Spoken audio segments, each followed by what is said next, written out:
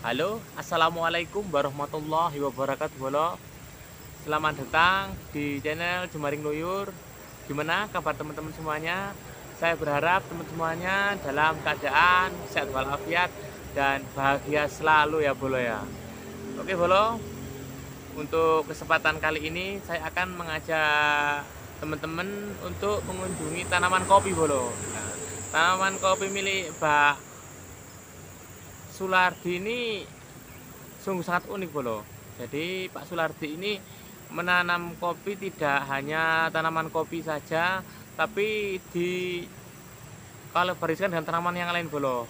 Yaitu ada cengkeh, ada durian, ada pisang. Jadi satu kebun itu ditanami banyak sekali tanaman-tanaman Bolo ya. Jadi tidak usah banyak kata, yuk kita sepil langsung menuju ke perkebunan cengkeh lagi, perkebunan kopi Bolo milik Pak Sulardi Bolo ya. Yuk kita ikuti perjalanannya sama-sama, ayo check it out. Oke Bolo, kita udah sampai di perkebunan kopi milik Bapak Sulardi Bolo. Ya seperti inilah Bolo, kebun kopi milik Pak Sulardi. Sungguh sangat terawat sekali Bolo. Beliau ini menanam jenis kopi jenis, kalau beliau mengatakan jenis Tugusari Bolo. Sebenarnya ini adalah persilangan antara Arabica dengan jenis tanaman lokal Bolo. Seperti yang kita tahu bahwa tanaman kopi itu bersumber dari Arabica dan Robusta Bolo ya. Tapi seiring dengan berjalannya waktu disilangkan, akhirnya timbul banyak sekali jenis-jenis kopi di Nusantara ini Bolo ya. Ada kopi Sumatera, ada kopi Kintamena Bali, terus ada kopi di Mandalingata sana. Jadi banyak sekali kopi-kopi lokal sekarang yang udah bervarietas unggul Bolo. Nah, untuk punya Bapak Sulardi ini, kopinya ini disilang Bolo ya, di persilangan. Kalau beliau mengatakan kopi Tugusari, artinya kopi ini disilangkan yang untuk bawahnya ini kopi jenis Sirsa atau Robusta, sedangkan untuk yang atasnya atau entresnya itu beliau mengatakan jenis Sirsa Bolo. Akhirnya jadi beliau menyebutnya Tugusari. Ya orang beda-beda Bolo ya. Kalau menurut Bolo-bolo semua ini jenis kopi apa Bolo? Karena Jumari ini juga masih awam untuk tentang perkopian Bolo. Jadi seperti inilah tanaman kopi milik Pak Sulardi ini Bolo ya. Dan beliau ini menggunakan teknik tidak unik Bolo. Tidak semuanya itu tumbuhan di sini kopi, tidak Bolo. Jadi beliau kolaborasikan dengan tanaman-tanaman yang lain. Ini kopinya sungguh sangat lebat sekali ya Bolo ya. Beliau melakukan pewiwilan atau penyambungan entres itu untuk memudahkan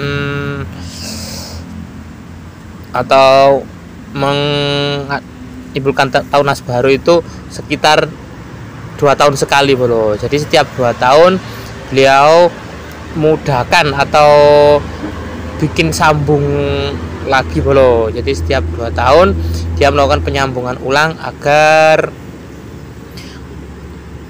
varietas tanaman kopi tetap terjaga Bolo. Ya, seperti inilah tanaman kopinya Bolo. Nah, tidak begitu kentara Bolo ya, karena tertutup oleh daun-daun. Daunnya pun sungguh sangat lebat sekali Bolo. Ya, seperti inilah penampakan dari tanaman kopi milik Pak Sulardi ini Bolo. Jadi di Bolo-boloku semuanya dimanapun Anda berada, tanaman seperti ini kalau di tempat jenengan apa bolo? Kalau di sini beliau menyebutkan tanaman kopi Tugusari. Kalau saya melihat ini mirip sekali dengan kopi Sumatera bolo ya. Seperti inilah penangkapannya bolo ya. Terus beliau memanennya pun tidak langsung panen sekalian bolo, jadi beliau bertahap.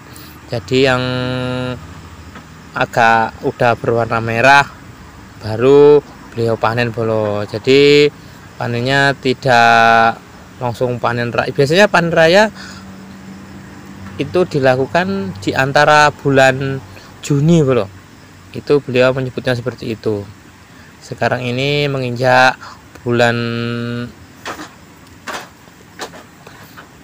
Maret bolo ya, akhir Maret. Jadi sekitar 3 bulan lagi ini diadakan panen raya bolo. Biasanya seperti itu. Kalau dilihat dari bentuk pohonnya, tanaman kopi Tugusari ini kecil bolo ya. Jadi tidak besar-besar seperti jenis sirsa atau kalau orang menyebut kopi Arabica bolo. Karena yang seperti kita tahu kopi Arabica itu bentuknya besar-besar bolo. Sedangkan untuk yang persilangan Tugusari ini cenderung kecil bolo. Jadi tubuh pohonnya ramping seperti ini bolo. Cuma sebesar lengan orang dewasa bolo. Jadi kecil-kecil seperti ini batang pohonnya bolo. Tapi buahnya juga lumayan lebat. Nah ini bolo keadaan tanaman kopi jenis Tugusari ini bolo ya. Jadi tanaman kopi Tugusari seperti inilah keadaannya bolo. Jadi sangat terawat sekali.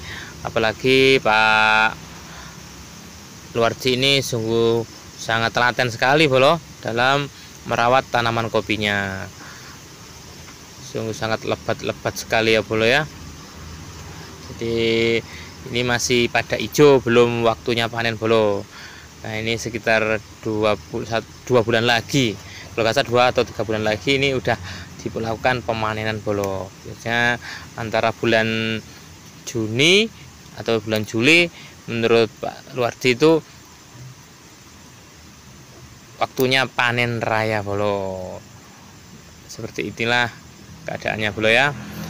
Nah Pak Luardi ini juga seperti saya bilang tadi, beliau tidak hanya menanam kopi tapi juga menanam pohon cengkeh bolo. Pohon cengkeh itu ada pohon pisang, ada pohon durian, tapi di bawah sana bolo itu ada pohon durian sekitar ada 3-4 pohon bolo itu di bawah sana.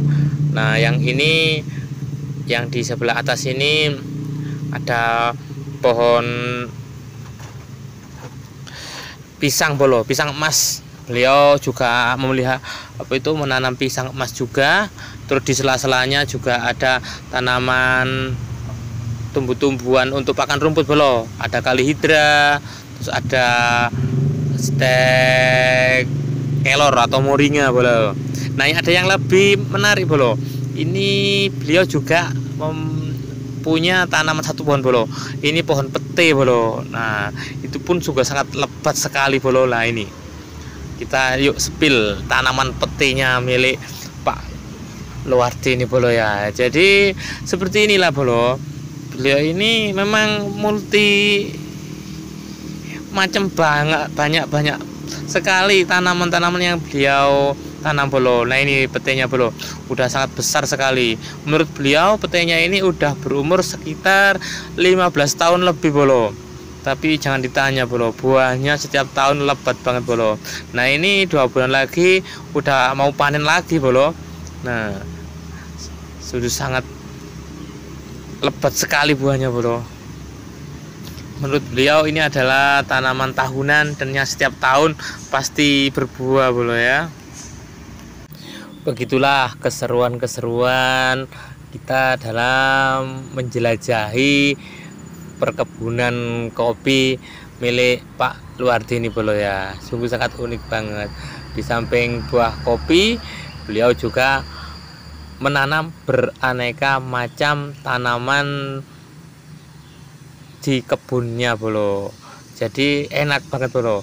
Jadi di samping panen kopi, kalau musim cengkeh juga panen cengkeh.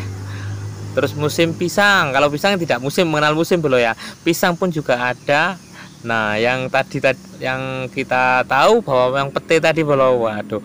Kalau yang pete tadi, kalau udah musim pete bolo, satu pohon itu udah banyak menghasilkan banyak sekali pete bolo. Menurut beliau udah bisa berbagi dengan tetangga-tetangga dan sanak saudara bolo ya. Oke, kembali lagi ke tanaman kopi milik Pak Luardi ini bolo ya.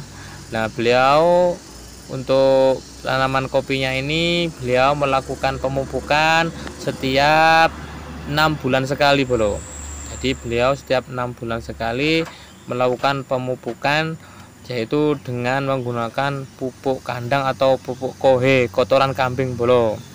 Jadi beliau itu melakukan pemupukan sekitar 6 bulan sekali bolo, dengan asumsi pupuk itu sekitar satu pohon itu menghabiskan pupuk 2 sak bolo.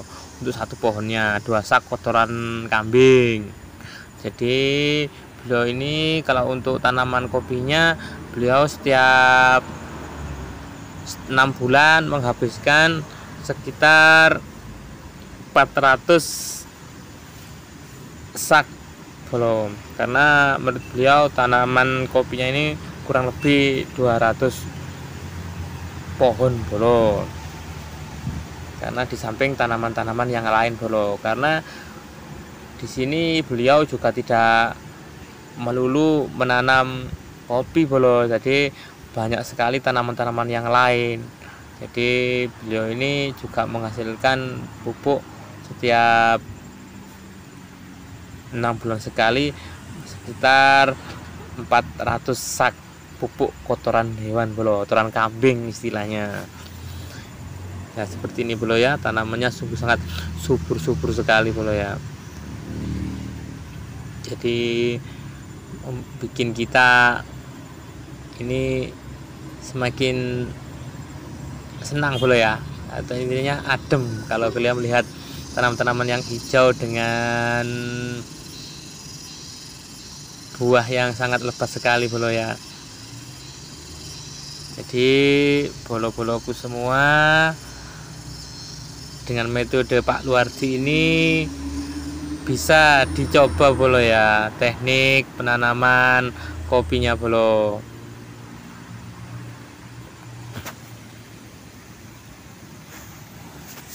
Gimana bolo perjalanan menelusuri tanaman kopi milik Pak Luardi bolo?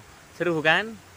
Ya seperti itulah bolo. Jadi ada banyak keuntungan kalau kita sebagai petani itu menanam banyak macam-macam jenis tanaman bolo ya. Jadi panennya bisa macam-macam.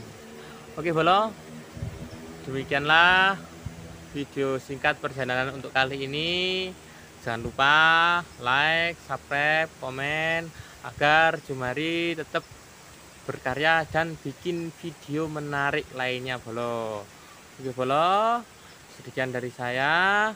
Maju terus petani Indonesia. Ciao. Wassalamualaikum warahmatullahi wabarakatuh. Dadah.